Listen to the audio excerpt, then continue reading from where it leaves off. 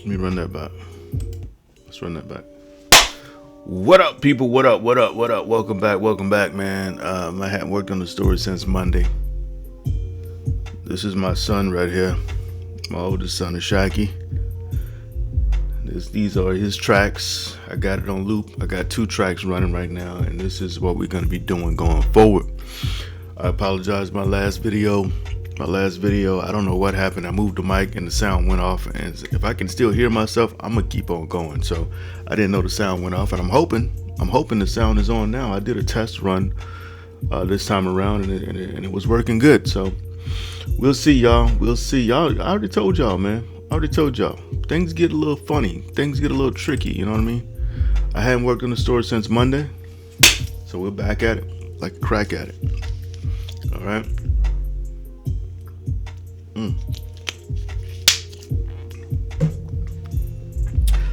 Like I said, this is the music we're gonna be playing going forward, and as long as he keeps sending the tracks, I'll keep putting it on. You can find his information in the description box. LA Shack. Right now he is home, well, South Carolina, but his residence is Los Angeles, California. With that being said, let's get right into it. Whatever, stick woman, Jacob followed. I'd rather be a stick woman than a baby elephant. What are you talking about? I'm not even fat. This is mostly muscle. The boy showed his biceps. Muscle? Okay. You just keep telling yourself that. What? It is, Jacob continued, before going into several static poses. In his mind, he was on stage, as cameras flashed, doing the best impression of a pumped up bodybuilder. Let me turn this down a little bit.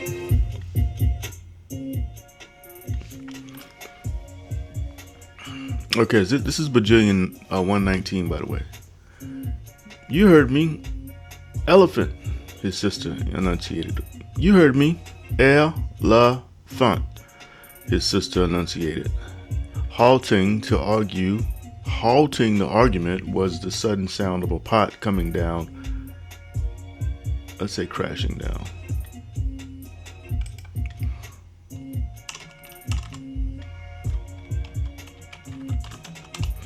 Hard on the countertop. Oh, hey, Ma. Me and Jake were just talking about Sonia. Sonia tried explaining. Whew. Okay, so y'all know I'm rusty, right? I gotta get my flow back. Okay. Oh, hey, Ma. Me and Jake were just talking about... Sonia tried explaining, but was cut off mid-sentence. Never mind all of that. Now, I already told you to. This is Suge's night. I don't want no mess. You hear? Said Edna Wallace while waving a finger at her children. But Mama. Let's say, but Ma. Why is she saying Mama? But Ma, Sonia protested. No buts. If you don't act like normal human beings, there will be serious repercussions, the woman added. I was just, Jacob started saying. Baby, I don't care. You two just watch it. This is a very important night. Don't ruin it. And Sonia, you should know better. You know you're not too big, she said. Too big for what, Ma? Sonia asked smilingly. You just keep playing games and I'll show you what in a few minutes, the large woman returned her daughter's smile with a smirk of her own.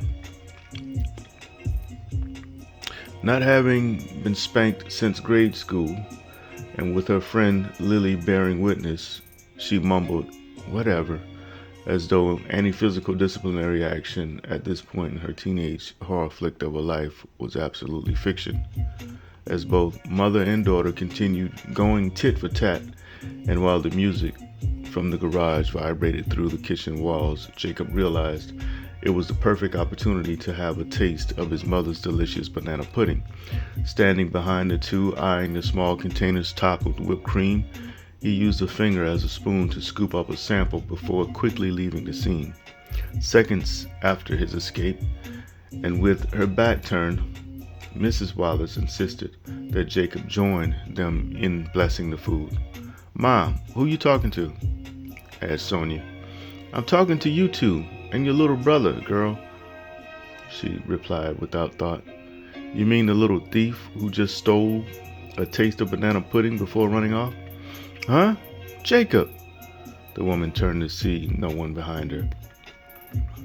"Yeah, so he left," Sonia assured her mother. "Why didn't you all tell me something? Got me in here talking to myself, looking crazier than a bedbug. Lord Jesus help me. I don't know what I'm going to do with these ungrateful children of mine." "Food is ready," Edna announced. Upon hearing this, Jacob and Frederick Jr. darted to the table. Usually, Freddie lost every race, but today, with both his father and grandfather present, the boy somehow managed to get a jump, not without shoving poor Jacob, however. It always helped that the boy had seen the entire race. It also helped that the boy had seen the entire race before it had all played out. Anticipating the meal, he'd paid close attention when Sonia and his sister Lily were making the final preparations to the table. And being that the table wasn't far away, like the time they raced to the swing set at school, which was a grueling 50 yards from the starting line, the 110 pound 10-year-old won the race. Oh, I gotta see what's the normal weight. Let me see something. Siri, what is the normal weight of a 10-year-old boy? Between 40 and 90 pounds. Okay, so between 40 and 90 pounds, that's the normal weight of a 10-year-old boy. And he's 100, so so 90 would be on the heavy side. 100 would be heavy. Okay, so that's good.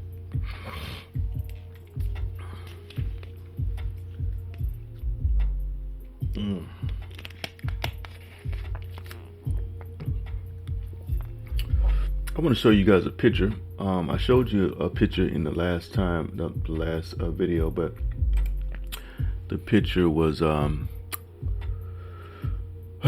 let's see. The picture was you could see the picture, but you couldn't hear me. The sound was cut off. So this is the picture I put up right here.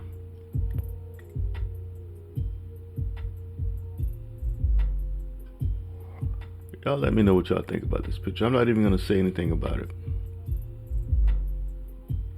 It's AI generated. But y'all let me know what y'all think about this picture. To me, this picture speaks volumes. And I'll just say this. There's a bad guy that's going to show up on the scene, y'all. There's a bad guy who's going to show up on the scene. And I'm thinking about using this picture because I can. Now, what I'm going to do is have my daughter, who's an artist, darken the skin a little bit more, just a little bit, and maybe do a little something in the background, but definitely, darken the picture to make him look more of. I mean, with what it is right now, it looks like a fair-skinned black man, like really, really light-skinned black man. Like you can, with the hair alone. Obviously, this is a picture of Donald Trump, AI generated. But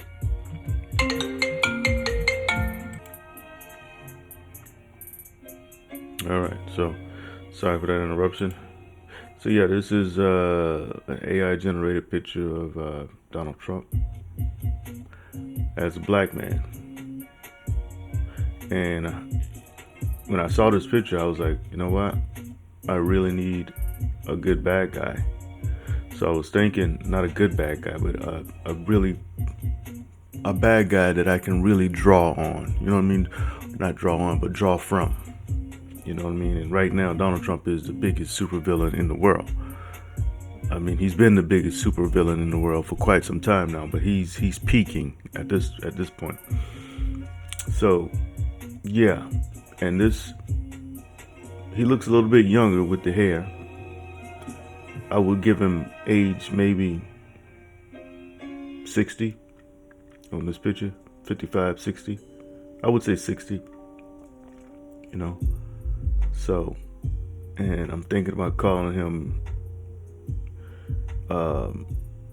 Gino Evil or Chino Evil or something like that. That's the word that I keep hearing in my mind. Anyways, I want some opinions on this, but I'm not getting any comments at this point. So whenever the comments start rolling in, the book may be finished already. So. But I wanted to document this. Anyways, let's get back to the story. Close this out. Okay. It also helped that the boy had seen the entire race before it had all played out. Anticipating the meal, he paid close attention when Sonia and his sister Lily were making the final preparations. I think I should put a comma right here too.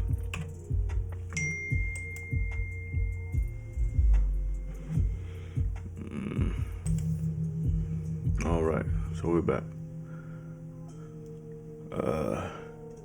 So anticipating the meal, he paid close attention when Sonia and his sister Lily were making the final preparations to the table, and being that the table wasn't far away, like the time they raced to the swing set at school, which was a grueling 50 yards from the starting line, the 100-pound 10-year-old won the short race and still had enough energy to order a man-sized plate. "Man, why you push me?" Jacob complained as he came up from behind. "That's why you so fat," he followed under his breath. "You just mad 'cause I won. Don't hate 'cause I move like the Flash," said Freddie. "Yeah, right," said Jacob. "If you're the Flash, I must be Jesus, because every girl in the world wouldn't be calling you Fat Freddy if you were the Flash." That's it.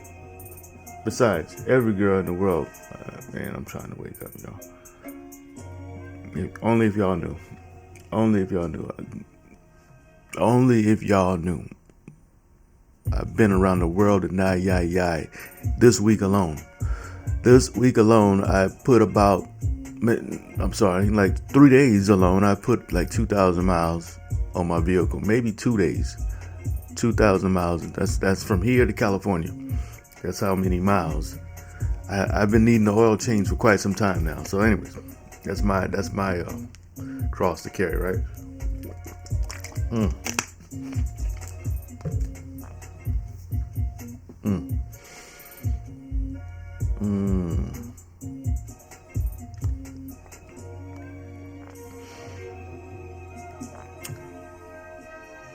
Hey, they don't call me that anymore.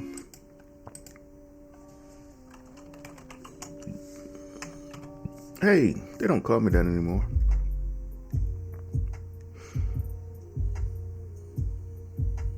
Hey, they don't call me that anymore. They call me Big Sexy, the boy smiled, listening to the two boys shook and ejected. "Boy, hush," he said with a smile. All right, that's too much smile.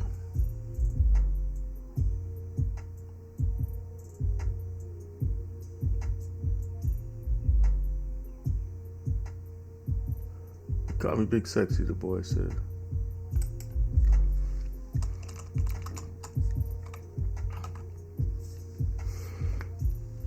He said with a smile only a caring grandfather could have. "I don't know what they call you, but you're my honey bear."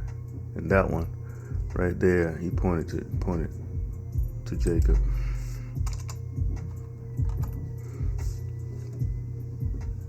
That's my chili bear.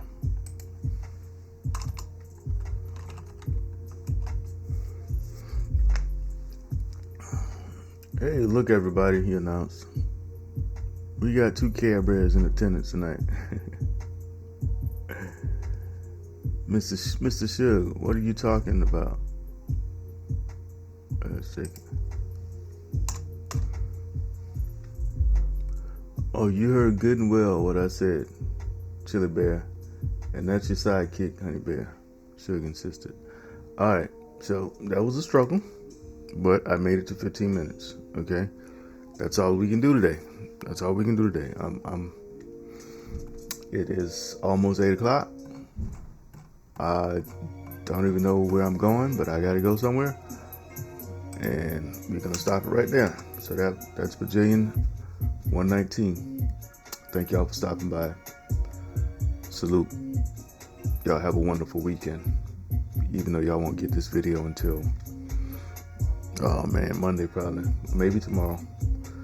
We'll see. Till next time. This is Anthony L. Kelly. I'm out.